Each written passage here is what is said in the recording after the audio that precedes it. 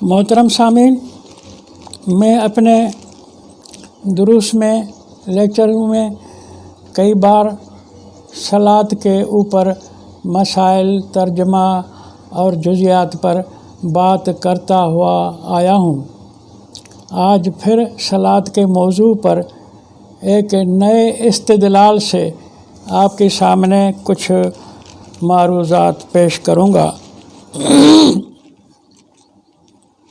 कि उसका तर्जमा जो नमाज किया गया है, कुरान हकीम ने सलात का तर्जमा ख़ुद बताया है। सूरत क़यामत की 31-32 आयत में तर्जमा सलात का कुरान ने बताया, फ़ला सद्दक़ वला सल्ला वलाकिन कज़्ज़ब व तवल्ला। सल्ला और तवल्ला को आमने सामने ला करके समझा दिया कि तवल्ला की माना है पीठ देकर चले जाना, तो सल्ला की माना तकाबुल के हवाले से अज़ खुद मुतय्यन हो गई कि पीछे पीछे चलना।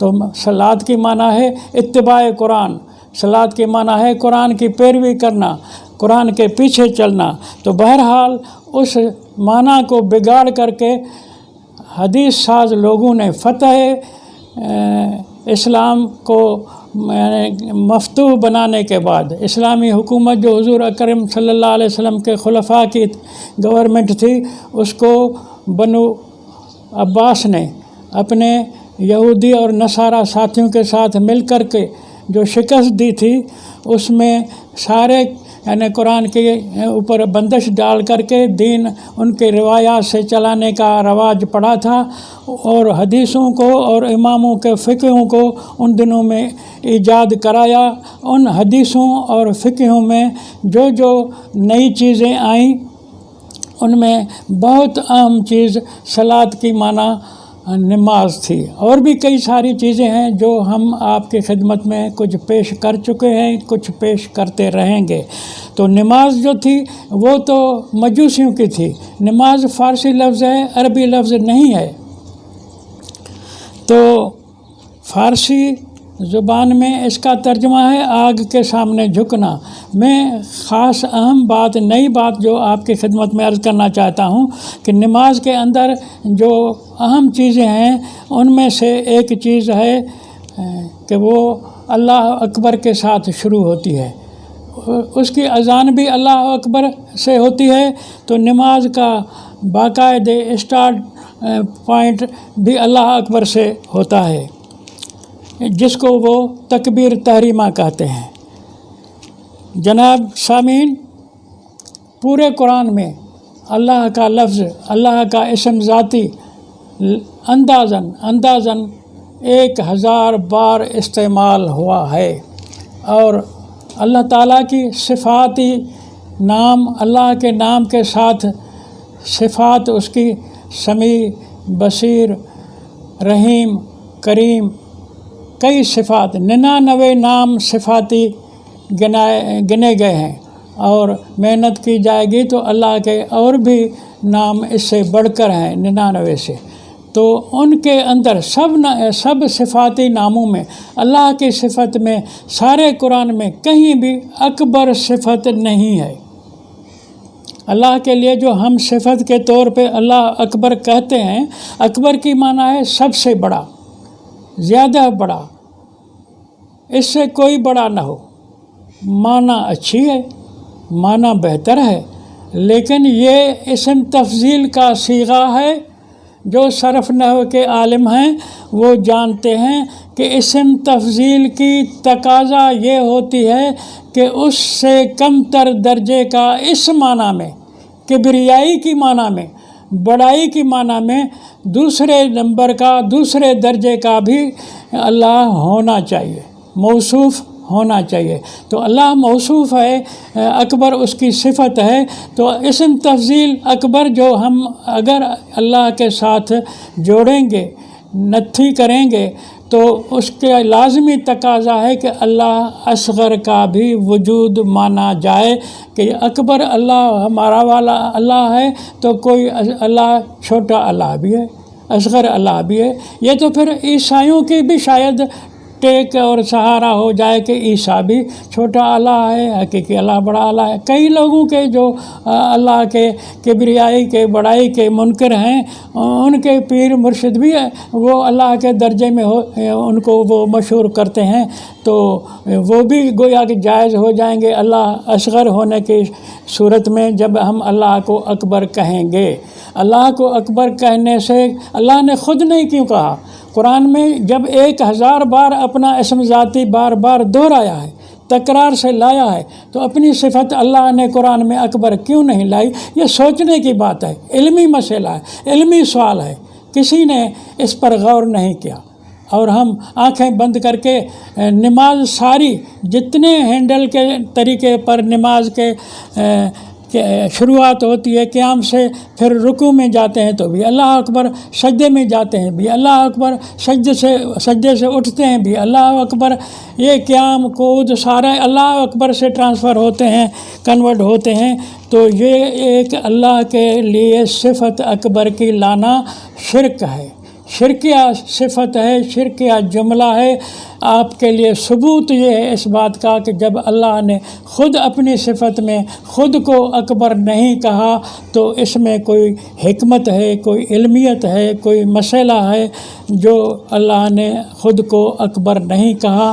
اللہ تو علیم ہے، اس کا علم جو ہے وہ بہت سب سے بڑھ کر ہے۔ یہ سارے نحو صرف قرآن سے اخذ کیے گئے ہیں، قرآن کی تعلیم سے یہ قاعدے گرامر بنائے گئے ہیں۔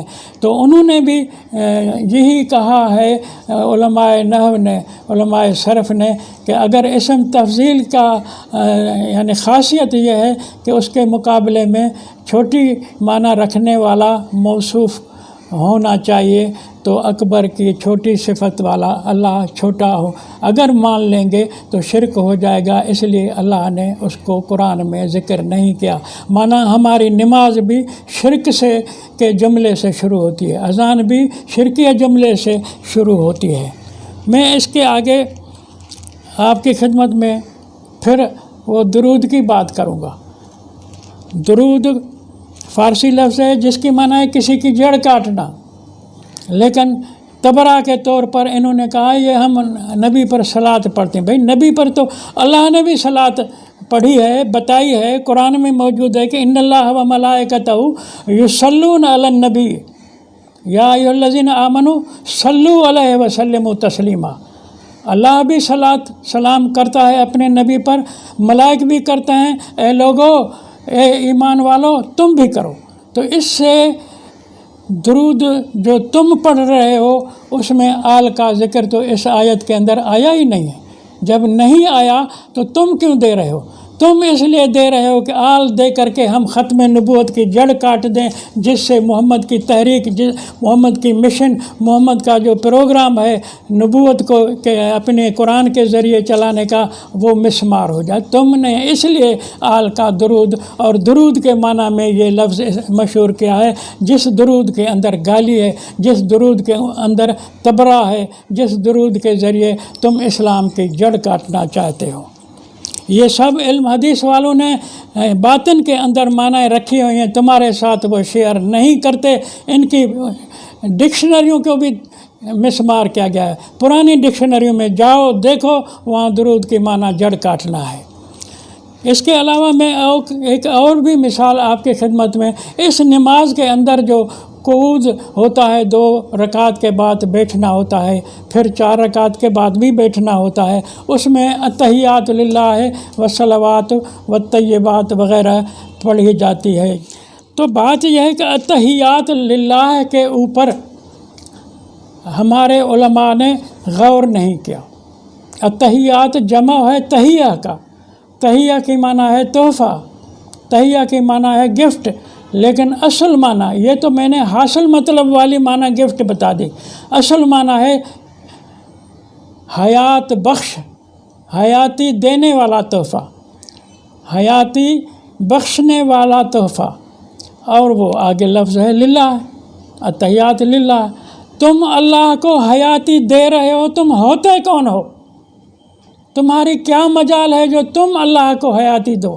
اللہ تو حی و قیوم ہے، اللہ تو حیاتی دینے والا ہے، تم خدا کو حیاتی دے رہے ہو، یہ تو خدا کی توہین کر رہے ہو، بے ادبی کر رہے ہو۔ تم نے تحیہ کے معنی پر غور نہیں کیا، تم اللہ کو حیاتی دے کر کے گویا کہ خدا سے خود کو برتر سمجھ رہے ہو۔ اس پر میں کیا کہوں آپ کو کہ تم نے اس معنی پر غور، اگر تم معنی گفٹ ہی کہنا چاہتے ہو دوسرے الفاظ سے وہ گفٹ کہو، دوسرے الفاظ سے وہ تحفہ کہو، حیات کے الفاظ سے کہو کہ اللہ کے لیے حیات بخشی یہ چیز ہے میری، میں جو عبادت بختا ہوں اس سے اللہ کی حیاتی بڑھے گی، حیاتی اللہ کی مضبوط ہوگی۔ تیری نماز سے اللہ کی حیاتی نہیں بڑھتی، اللہ کے نظام میں بگاڑ آتا ہے تیری نماز سے جس کو تو تحیہ کر رہا ہے۔ اس نماز سے تمہارے نماز سے اسلام بگڑا ہے۔ آپ لوگ مجھے کچھ بھی کہیں، منکر نماز کہیں، منکر حدیث کہیں، لیکن ان نمازوں سے تمہیں اللہ نے کہا تھا کہ تم میرے نمائندے بن کر دنیا کو امن دو۔ کنتم خیر امت اخرجت للناس تأمرون بالمعروف وتنہون عن المنکر وتؤمنون باللہ، تم میرے طرف سے دنیا میں لائے گئے ہو کہ تم امن قائم کرو، تؤمنون باللہ، اللہ پر ایمان لانے کے بعد تأمرون بالمعروف وتنہون عن المنکر، یہ حکمرانوں کی شان ہوا کرتی ہے۔ امر حکمران کرتا ہے، نہیں حکمران کرتا ہے، امر نہیں لولا لنگڑا نہیں کر سکتا، کمزور آدمی نہیں کر سکتا۔ خدا نے تمہیں حاکمیت کے لیے پیدا کیا اور تم اللہ کو کہتے ہیں کہ تیری حیاتی میری نماز سے ہے، تو اللہ کی حیاتی تو نماز سے کر رہا ہے۔ اس نماز سے تو نے جو خدا نے ڈیوٹی رکھی تھی کہ جاؤ حکمرانی کرو، اب 5 وقت تو نماز پڑھے گا تو حکمرانی تیری خاک رہے گی۔ یہ سب تمہیں دشمن نے بہکایا ہے، دشمن کی ان ملاوٹوں سے تم نے غور نہیں کیا، سوچا نہیں۔ خدا تمہاری نمازوں کا محتاج نہیں ہے، اس کو تیرے یہ تحیہ یہ ایک بے ادبی ہے، یہ حیات بخش تیری نماز تحفہ اللہ کے لیے اگر ہے تو اللہ کے شان کی یہ توہین ہے۔